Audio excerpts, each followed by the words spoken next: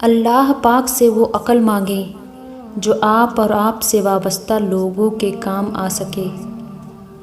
जड़ें मज़बूत हो तो बुलंदी नसीब में लिख दी जाती है। जब आप ये सोचें कि हार की सूरत में क्या करेंगे तो आप शिकस्त खा गए हैं।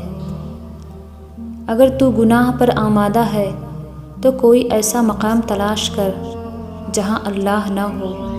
तलवार का जख्म जिस्म पर होता है और बुरी गुफ्तगू का रूह पर।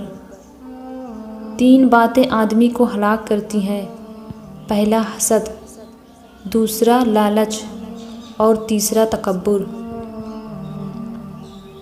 जो आदमी इरादा कर सकता है उसके लिए कुछ भी नामुमकिन नहीं। अच्छी ज़िंदगी अच्छी सूरत से नहीं, अच्छी नीयत से मिलती है। जुल्म और गुरूर की सज़ा दुनिया में ज़रूर मिलती है। अल्लाह जब बेहतरीन से नवाजता है तो पहले बदतरीन से गुजारता है।